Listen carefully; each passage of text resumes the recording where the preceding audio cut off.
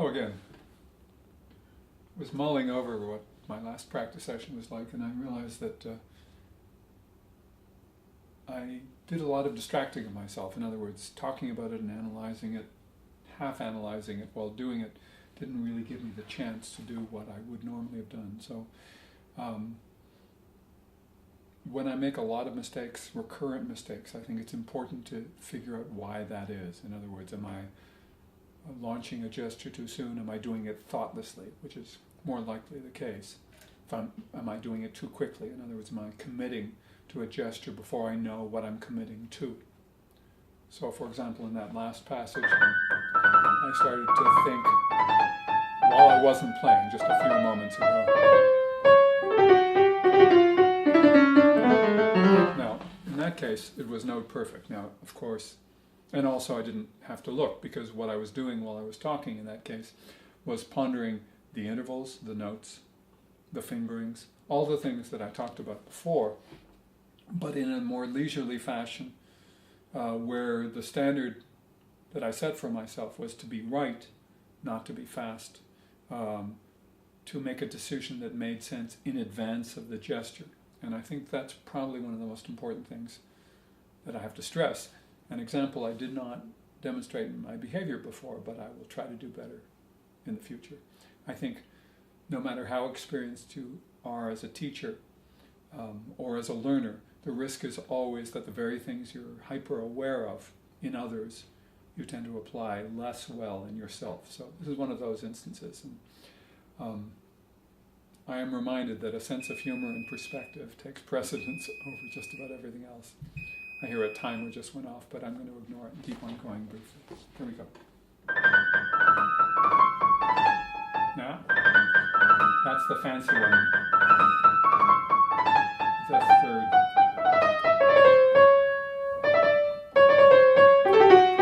Nope. So I'm going to talk out loud because it seems to work pretty well. Here's the third, fourth one. Now it should be a series of thirds. The compact one, a third again. The next fourth. Now the tritone. See, with just a little bit of extra anticipation, it works.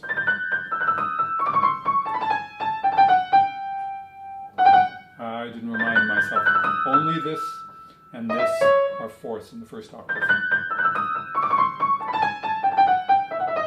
That worked a lot better, so I'm going to reinforce just that much. There it is. And then once I have that, there's another fourth that comes up very quickly. So the fourth, the small one, the fourth, the big tritone, and so on. So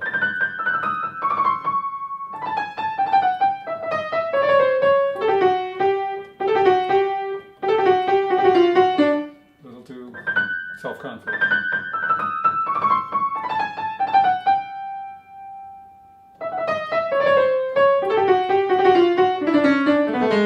The big hesitation I'm very proud of, actually, because that indicated, rather than bluffing my way through, I took full responsibility for what I didn't know at the time. The fourth, and I keep wanting to do an extra fourth.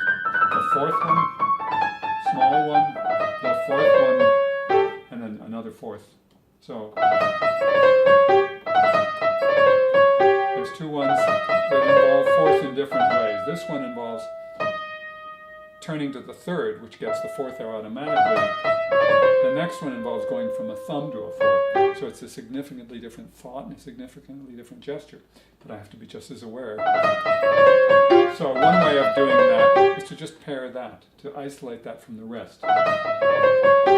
When I was younger, I always want to start from the beginning of a piece or a section, and learning to start in the middle has saved me enormous amounts of grief and time. You'll notice that's right away much more available for me if I do it like that. Aha! Okay, things are starting to cook. Fourth, small, the big one.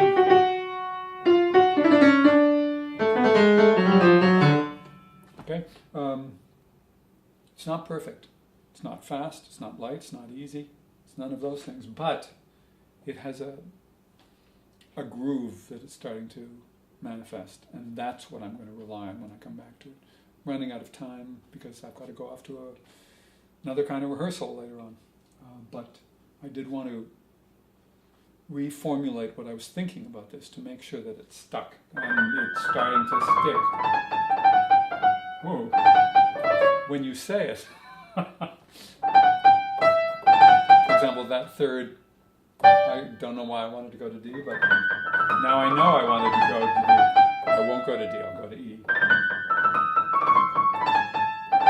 To E. The big E. So as you can see, so these are, I could start, I suppose, to remind myself of intensities. This is forte. This is piano. Now I could have done that earlier because there's a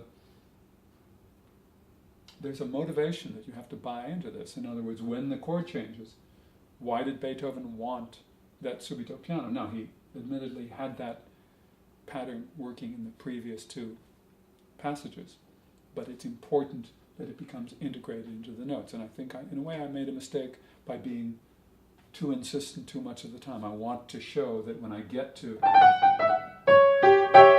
that diminished chord,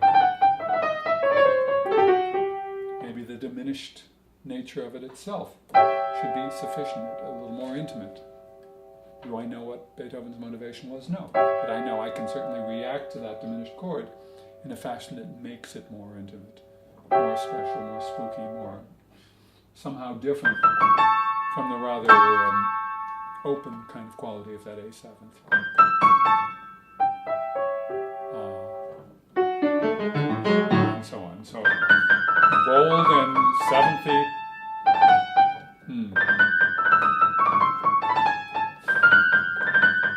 Fourth finger, no fourth finger. Sorry. Here it is. Third. And 2 fourths in a row. So it's 2 thirds in a row, and then 2 fourths in a row.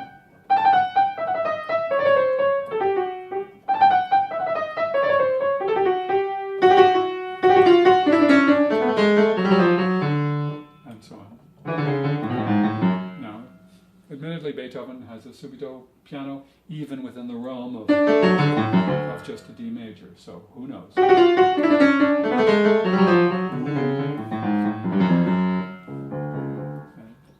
changes at that point.